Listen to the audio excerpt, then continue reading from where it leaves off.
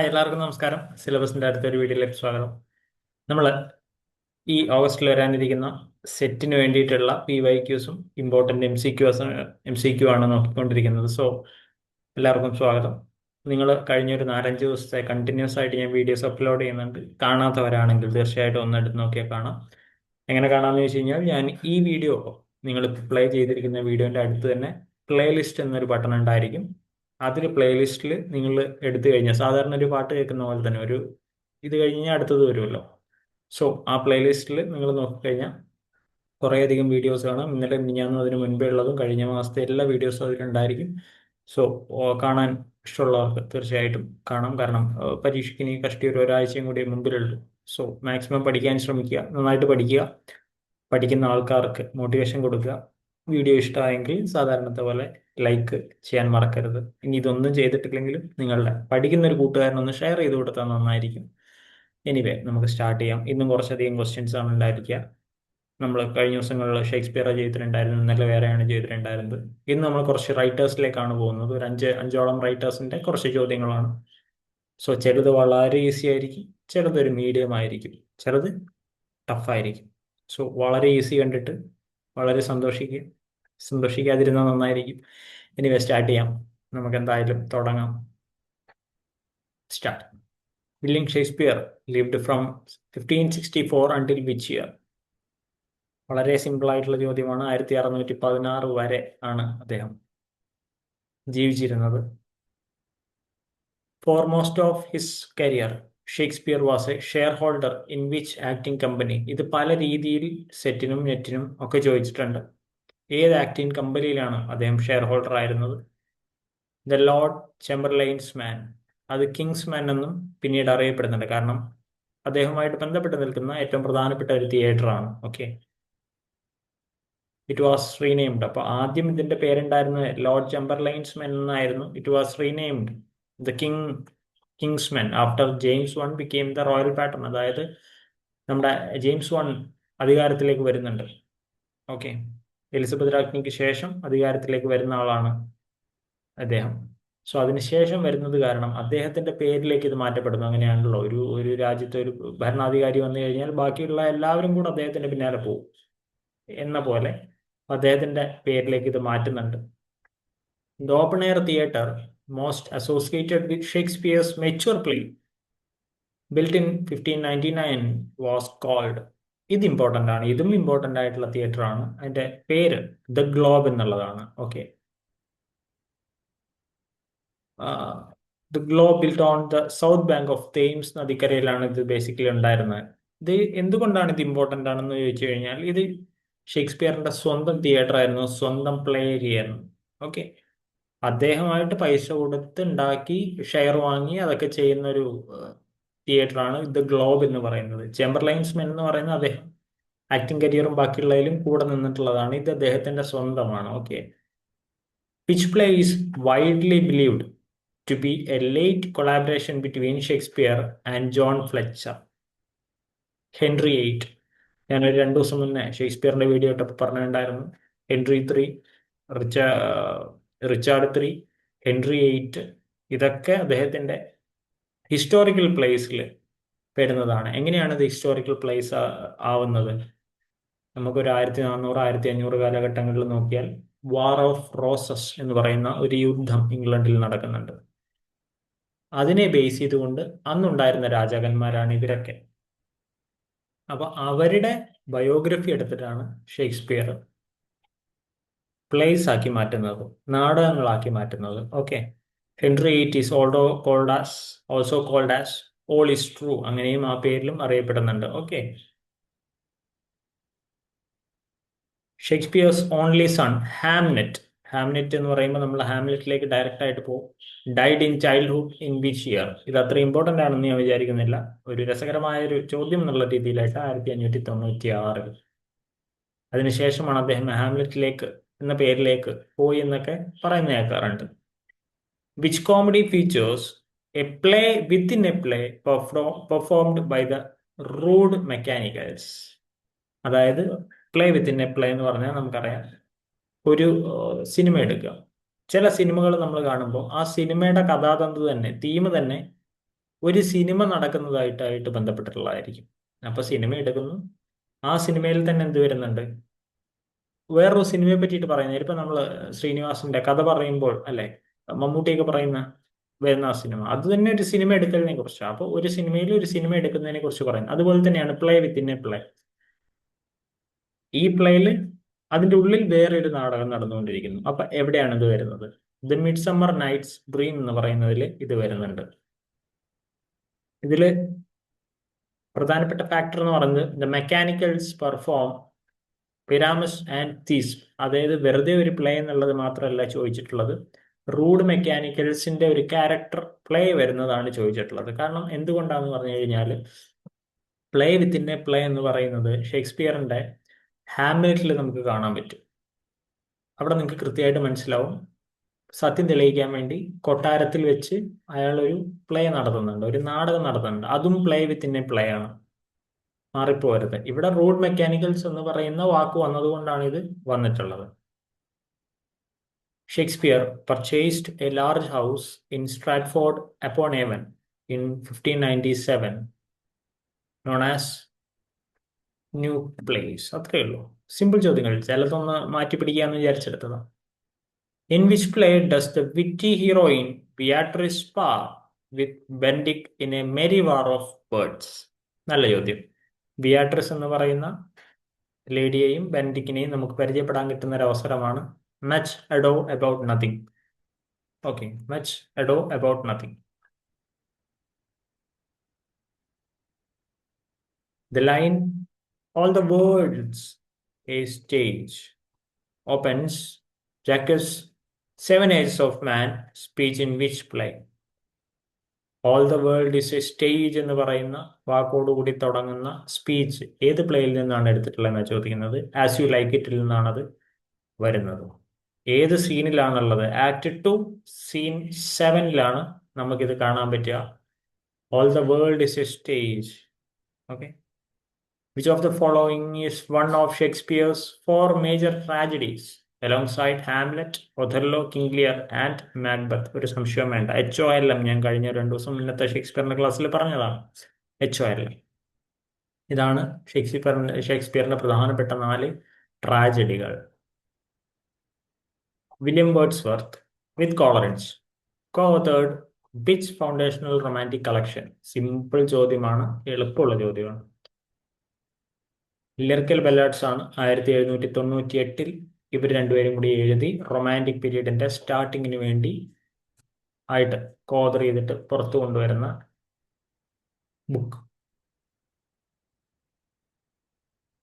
Wordsworth served as England's poet laureate from 1842-43 until his death in which year? അതായത് poet laureate എന്ന് പറയുന്ന സ്ഥാനമുണ്ട്. നമ്മൾ ആസ്ഥാന കവി എന്നൊക്കെ പറയുന്ന പോലെ, നാഷണൽ പോയറ്റ് എന്നൊക്കെ പറയുന്ന പോലത്തെ സ്ഥാനമാണത്. ഓക്കെ. അപ്പോൾ വേർഡ്സ്വർത്ത് 1843 മുതൽ ഏത് കാലഘട്ടം, ഏത് വർഷം വരെയാണ് പോയറ്റ് ലോറേറ്റ് ആയിട്ട് ഉണ്ടായിരുന്നത്? 1850 വരെയാണ് അദ്ദേഹം ഉണ്ടായിരുന്നത്. Wordsworth's autobiographical epic tracing the growth of a poet's mind is titled. അദ്ദേഹത്തിന്റെ ഒരു ഓട്ടോബയോഗ്രഫിക്കൽ എപ്പിക്കിൽ the growth of a poet's mind എന്ന് പറയുന്ന ടൈറ്റിലോടുകൂടി വരുന്നത് ഏതിലാണുള്ളത് എന്നാണ് ചോദിക്കുന്നത്. അതായത് അദ്ദേഹത്തിന്റെ ഓട്ടോബയോഗ്രഫിക്കലിനെ എലമെന്റ് ചോദിക്കുന്ന പുസ്തകം ഏത്? ദ പ്രില്യൂഡ് ആണ്. എന്താണ് ഈ പ്രില്യൂഡിന്റെ പ്രത്യേകത? It was published പോസ്റ്റ്മസ്ലി in 1850. നമ്മൾ നേരത്തെ പറഞ്ഞു 1843 ഇദ്ദേഹം പോയറ്റ് ലോറേറ്റ് ആവുന്നു. 1850 അദ്ദേഹം മരിക്കുകയും മരിച്ചതിന് ശേഷം ഇത്രയും കാലമായിട്ട് എഴുതിക്കൊണ്ടിരുന്ന ദ പ്രില്യൂഡ് എന്ന് പറയുന്ന അദ്ദേഹത്തിന്റെ ഇത് growth of a poet's mind എന്ന് പറയുന്ന ബുക്കും കൂടെ എന്ത് ചെയ്യുന്നുണ്ട്? ഇത് ഒരു ഓട്ടോബയോഗ്രഫിക്കൽ ബ്ലാങ്ക് വേഴ്സിൽ എഴുതിയ വർക്കാണ്. അപ്പോൾ ഓട്ടോബയോഗ്രഫി എന്ന് പറയുന്ന തരത്തിൽ തന്നെയാണ് നമുക്ക് പ്രില്യൂഡ് കാണാൻ പറ്റുക. വേർഡ്സ്വർത്ത്സ് poem ടിൻറ്റൺ അബേ reflects on nature's restorative power during a return visit to the banks of which river? അപ്പൊ ടിൻറ്റൺ അബേയെ കുറിച്ച് ചോദിക്കുന്നുണ്ട്. ടിൻറ്റൺ അബേയിൽ പറയുന്ന നദിയെ കുറിച്ചും ചോദിക്കുന്നുണ്ട്. വൈ എന്നുള്ളതാണ് ഈ നദിയുടെ പേര്. The full title, lines composed a few miles above Tintern Abbey. അപ്പോൾ ഇങ്ങനെയും ചോദിച്ചു കണ്ടിട്ടുണ്ട്. ഇതിന്റെ ഫുൾ ടൈറ്റിൽ എന്താണ്? Lines composed a few miles about Tintern Abbey എന്നുള്ളതാണ് ഇതിന്റെ ഫുൾ ടൈറ്റിൽ. ഇത് വരുന്നതാണ് river Wye, river WYE, river വൈയുടെ നദിയാണല്ലോ, വെയിൽസിലുള്ള നദിയുടെ കരയിൽ നിന്ന് പറയുന്ന ഒരു ബുക്കായിട്ട് കാണാൻ പറ്റുക ടിൻറ്റൺ അബേ. Wordsworth's famous poem about a field of flowers begins, I wandered lonely as a ഏതാണ്? Cloud. Cloud. The poem often called Daffodils. Daffodils എന്നുള്ള ഒരു വരി എടുത്തിട്ടാണ് ഇവർ പറയുന്നത്. The preface to lyrical ballads. Wordsworth argued the proper subject of poetry should be drawn from. നിങ്ങൾ എങ്ങനെയാണ് ഒരു കവിത എഴുതണമെന്ന് വേർഡ്സ്വർത്ത് പറയുന്നത്?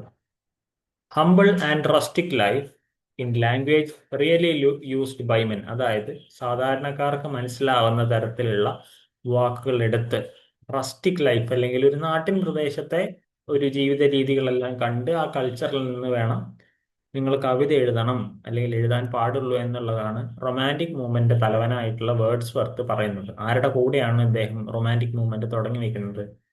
കോളറിഡ്ജിന്റെ കൂടെയാണ് തുടങ്ങി വെക്കുന്നത്. അതായത് ആർട്ടിഫിഷ്യൽ ഡിക്ഷൻ, അതായത് ആൾക്കാർക്ക് മനസ്സിലാവുന്ന തരത്തിലുള്ള കവിതകൾ എഴുതണം എന്നുള്ളതാണ്. ഇതിപ്പോ പെട്ടെന്ന് ആലോചിക്കുക, ഞാൻ സച്ചിദാനന്ദൻ, നമ്മുടെ ഏറ്റവും പ്രിയപ്പെട്ട, ഏറ്റവും മലയാളത്തിലെ ഏറ്റവും പ്രശസ്തനായിട്ടുള്ള കവിയാണ് സച്ചിദാനന്ദൻ. അദ്ദേഹത്തിന്റെ ഒരു കവിതാ പുസ്തകം, അതായത് ബാലചന്ദ്രൻ ചുള്ളിക്കാട് ഒരു പുസ്തകം എഴുതിയിട്ടുണ്ടായിരുന്നു, ഒരു കവിതാ പുസ്തകം എഴുതിയിട്ടുണ്ടായിരുന്നു. അതിന്റെ കൂടെ തന്നെ സച്ചിദാനന്ദന്റെ പുസ്തകം വാങ്ങിയിട്ടുണ്ടായിരുന്നു ഞാൻ. സച്ചിദാനന്ദൻ മാഷിന്റെ പുസ്തകം വായിച്ചിട്ട് എനിക്ക് മനസ്സിലായില്ല ഇങ്ങനെയും മലയാളത്തിൽ വാക്കുകളുണ്ട് എന്ന്. ഞാൻ ഭയങ്കര അത്ഭുതത്തോടെ കണ്ട ഒരു ബുക്കാണത്. അതായത് ആ പോയം മോശമാണെന്നല്ല, അത് അത്രയും മലയാളം ലാംഗ്വേജിൽ ഗ്രാഹ്യമുള്ള ആൾക്ക് മനസ്സിലാവുക എന്നുള്ളതാണ് അതിലെ വ്യത്യാസം. അത് മനസ്സിലാവേണ്ടവർക്ക് മനസ്സിലായത് കൊണ്ടാണ്. അതെല്ലാവർക്കും വായിക്കാൻ വേണ്ടി എഴുതിയതുമായിരിക്കില്ല. ഓക്കെ, അദ്ദേഹത്തിന് അവാർഡുകൾ കിട്ടുന്നുണ്ട്, അത് മോശമല്ല. അപ്പോൾ വേർഡ്സ്വർത്ത് പറയുന്നത് സാധാരണക്കാരന് മനസ്സിലാവുന്ന രീതിയിലുള്ള കവിതകൾ എഴുതണം എന്നുള്ളതാണ്. ഓക്കെ,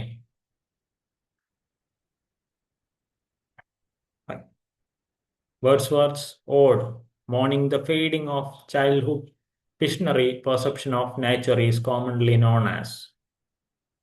അപ്പോൾ വേർഡ്സ്വർത്തിന്റെ ഓഡ് എന്ന് ചോദിച്ചു കഴിഞ്ഞാൽ ഇതാണ് ഉത്തരം. Mourning the fading of childhood's visionary perception, കുട്ടിക്കാലത്തിന്റെ നല്ല കാലങ്ങൾ മാഞ്ഞു പോകുന്നതുമായി ബന്ധപ്പെട്ട് വേർഡ്സ്വർത്ത് എഴുതിയ ഓഡ് ഏത്? Intimations of immortality.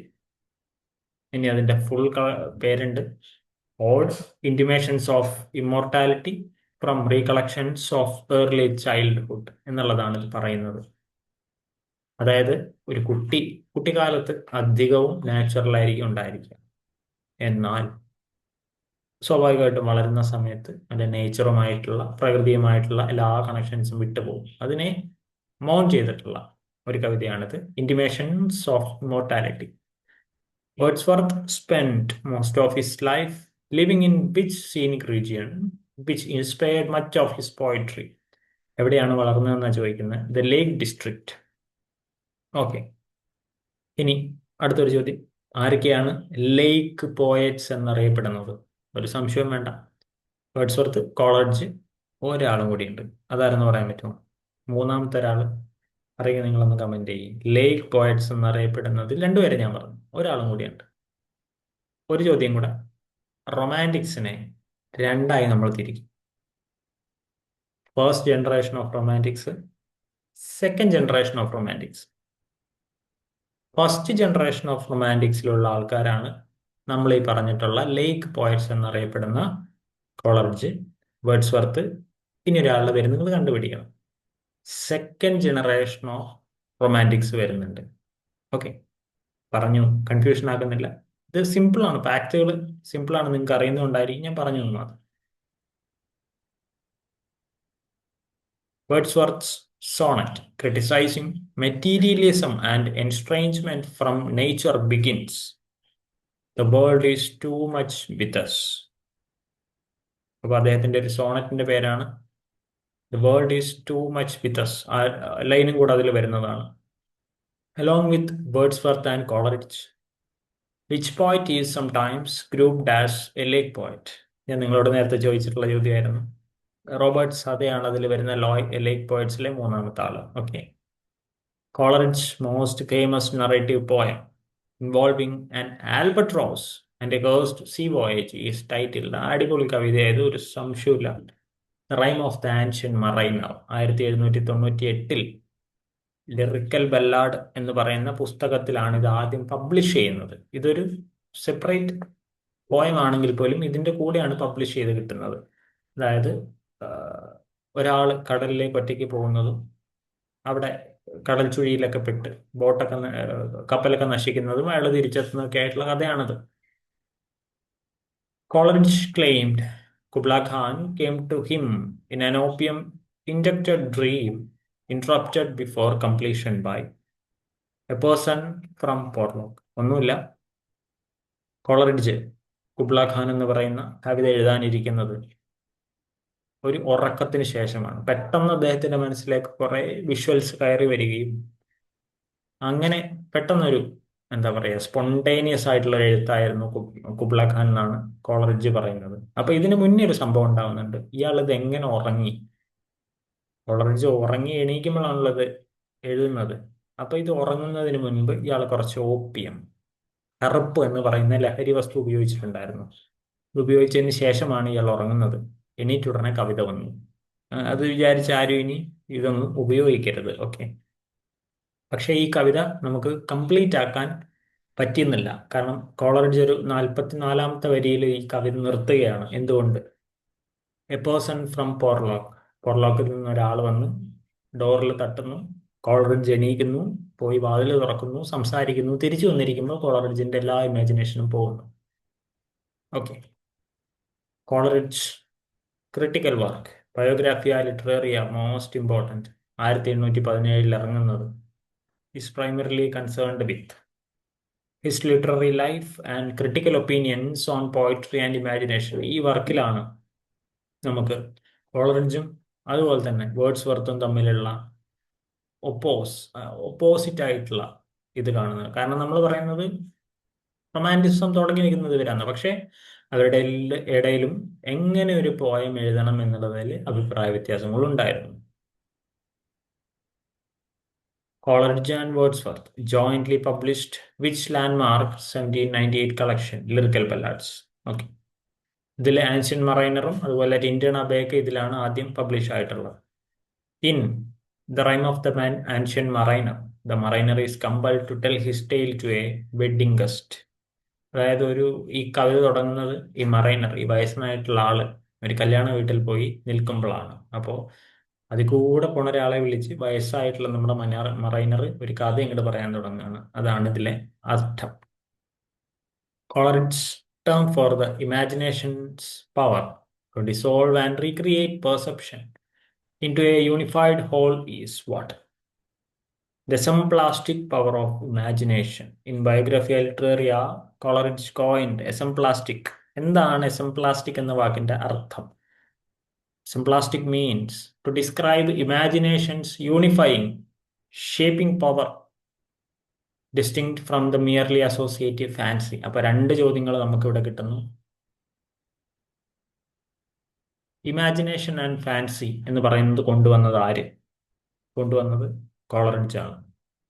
എന്താണ് എസംപ്ലാസ്റ്റിക് എന്ന് പറഞ്ഞാൽ? ഇമാജിനേഷനും ഫാൻസിയും തമ്മിലുള്ള വ്യത്യാസത്തിനെയാണ് എസംപ്ലാസ്റ്റിക് എന്ന സിമ്പിൾ ആയിട്ട് നമുക്ക് മനസ്സിലാക്കി വെക്കാം. Coleridge poem frost at mid night addressed quietly to his sleeping infant exemplifies which type of romantic lyric? Frost at mid night ഏത് തരത്തിലുള്ള പോയം ആയിരുന്നു എന്നാണ് സിമ്പിൾ ആയിട്ട് ചോദിക്കുന്നത്. Conversation poem. Okay. Coleridge's famous phrase describing the reader's acceptance of a fictional or a supernatural premise is that willing suspension of disbelief which constitutes poetic faith. ഇതൊക്കെ എഴുതുന്നത് വേർഡ്സ്വർത്തിന്റെ critical വർക്കായിട്ടുള്ള ബയോഗ്രാഫിയ ലിറ്ററേറിയയിൽ ആണ്.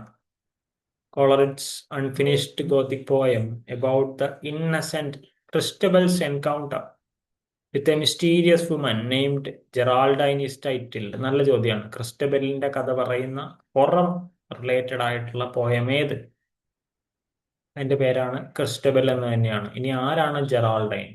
Geraldine എന്ന് പറഞ്ഞു കഴിഞ്ഞാൽ ക്രിസ്റ്റബൽ ഒരു ദിവസം രാത്രി വീട്ടിൽ നിന്ന് പുറത്തു പോകുമ്പോൾ കാണുന്ന ഭീകരരൂപിയായിട്ടുള്ള ഒരു ലേഡിയാണ് ജെറാൾഡൈൻ എന്ന് പറയുന്നത്.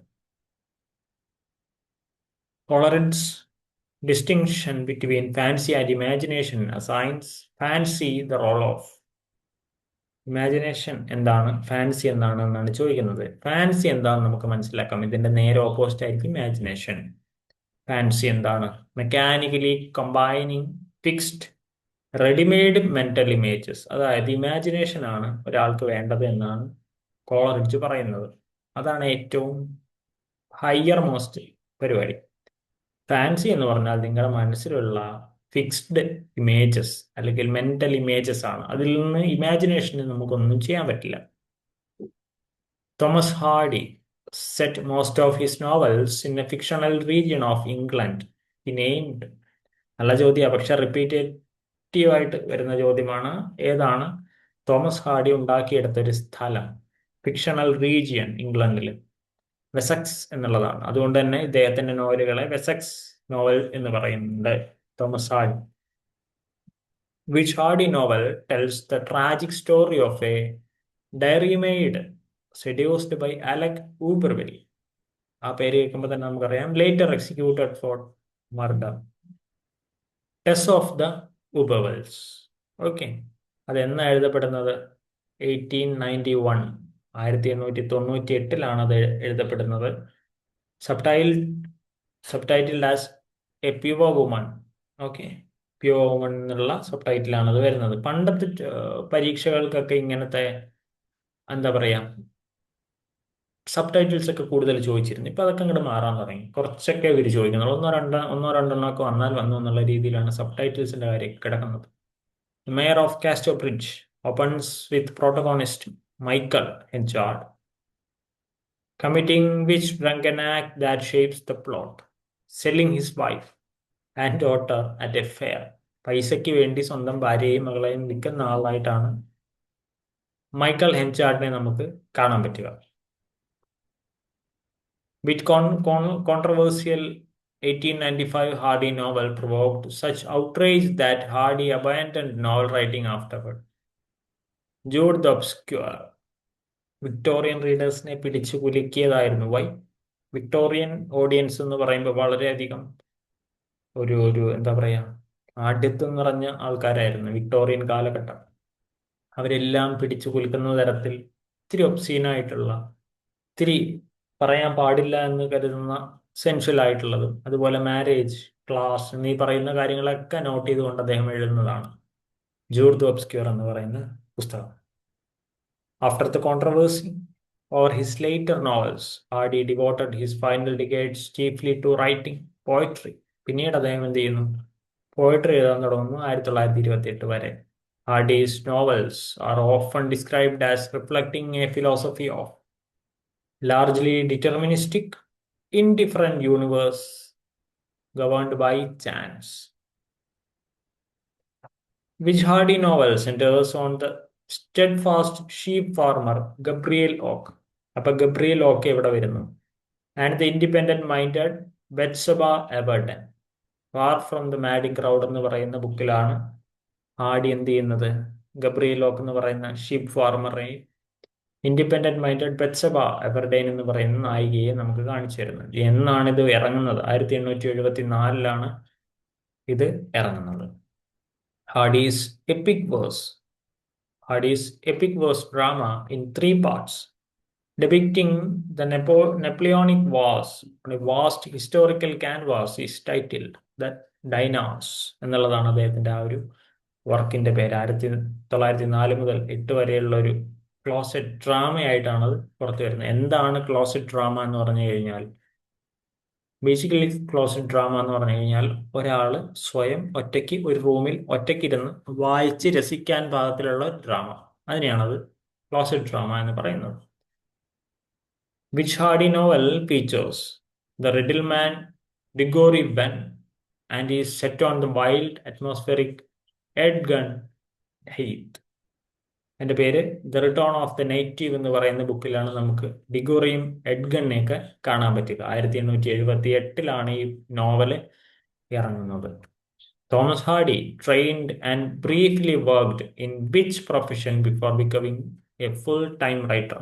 അദ്ദേഹം, തോമസ് ഹാർഡി എന്ന് പറയുന്ന ആൾ, ഒരു ആർക്കിടെക്റ്റ് ആയിരുന്നു.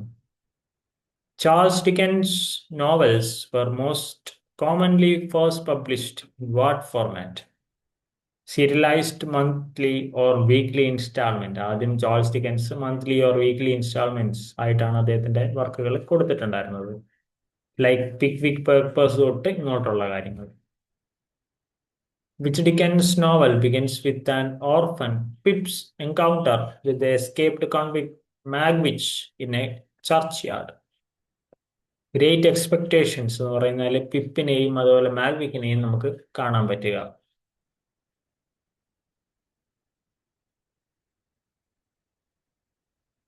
Dickens' Bleak House satirizes which institution, embodied in the endless case of Jarndyce and Jarndyce?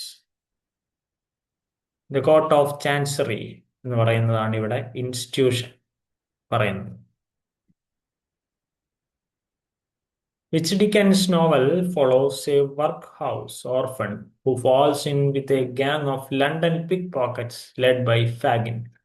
വളരെ ഈസി ആയിട്ടുള്ള എളുപ്പമുള്ള ചോദ്യമാണ്. Oliver twist. ഒലിവർ ട്വിസ്റ്റ് ഏകദേശം എഴുതുന്ന വർഷവും അത് പബ്ലിഷ് ചെയ്യുന്ന വർഷവും 1737 മുതൽ 39 വരെയുള്ള കാലഘട്ടങ്ങളിലാണ്. Oliver Twist. Dickens novel set during the French Revolution. Opening, it was the best of times, it was the worst of times is very famous, popular ആണത്. ഓക്കെ, ഫ്രഞ്ച് റവല്യൂഷന്റെ കാലഘട്ടത്തിൽ എന്ന് പറയുന്ന തീമോട് കൂടി എഴുതിയ ബുക്ക് ഏതാണെന്നാണ് ചോദിക്കുന്നത്. ഓക്കെ, അതിന്റെ തുടക്കം എന്ന് പറയുന്നത് it was the best of times, it was the waste of times എന്ന് പറയുന്നതാണ്. ഓക്കെ, ഏതാണ് ആ book? A tale of two cities എന്നുള്ളതാണ്. 1859 ഈ നോവൽ ഇറങ്ങുന്നത്. ഓക്കെ, ലണ്ടൻ ആൻഡ് പാരീസ് എന്ന് പറയുന്ന രണ്ട് നഗരങ്ങളെ കുറിച്ചും കൂടിയാണിത് പറയുന്നത്. A tale of two cities. ഇങ്ങനെയും ചോദ്യം വന്നേക്കാം, ഏതൊക്കെയാണ് ഈ ടെയിൽ ഓഫ് ടു സിറ്റീസിൽ പറഞ്ഞിട്ടുള്ള രണ്ട് നഗരങ്ങൾ? London and Paris. Dickens edited two successive weekly magazines that serialized fiction alongside household words. The second was, രണ്ട് വീക്ക്ലി മാഗസീൻസ് ഒരേ ടൈമിൽ എഴുതിയിട്ടുണ്ടായിരുന്നു. അതിലൊന്ന് ഹൗസ് ഹോൾഡ് വേർഡ്സ് ആയിരുന്നു. രണ്ടാമത്തേത് ഏതാണ്? All the year round. ഇതാണ് രണ്ടാമത്തേത്. അപ്പൊ ഹൗസ് ഹോൾഡ് വേർഡ്സും അതുപോലെ തന്നെ രണ്ടാമത് സക്സസീവ് ആയിട്ട് വന്നാണ് ഓൾ ദ ഇയർ റൗണ്ട് എന്ന് പറയുന്നത്. Which semi-autobiographical Dickens novel follows its title character through struggles including child labor in a factory? David Copperfield. 1850 കൂടി ഇറങ്ങുന്നതാണ് ഡേവിഡ് കോപ്പർഫീൽഡ് എന്ന് പറയുന്നത്. അത് അദ്ദേഹത്തിന്റെ ചൈൽഡ്ഹുഡ് എക്സ്പീരിയൻസിൽ നിന്ന് വന്നതാണ് എന്നാണ് നമുക്ക് മനസ്സിലാക്കാൻ പറ്റുക. സെമി ഓട്ടോബയോഗ്രഫിക്കൽ നോവൽ ആവാനുള്ള കാരണവും അതുകൊണ്ട് തന്നെയാണ്. Dickens novel Hard Times is set in the fictional industrial town of Coketown. Hard Times എന്ന് പറയുന്നത് എഴുതിയതാരാണ്? ഡിക്കൻസ് ആണ്. എവിടെയാണ് അത് സെറ്റ് ചെയ്തിട്ടുള്ളത്? കോക്ടൗണിലാണ്. Okay. The eccentric, jilted Miss Havisham, frozen in her wedding dress since being abandoned at the altar, appears in. നല്ല ചോദ്യമാണ്. മിസ് ഹാവിഷാം ഏത് വർക്കിലാണ് വരുന്നത്? Great expectations. അത് തന്നെയാണ് പ്രശ്നം. എക്സ്പെക്ടേഷൻ കൊണ്ട് ഓരോരോ കാര്യങ്ങളിലേക്ക് ഇറങ്ങി പുറപ്പെട്ട് അവസാനം അവർ വഴിയിൽ കിടക്കുകയാണ് ചെയ്യുന്നത്.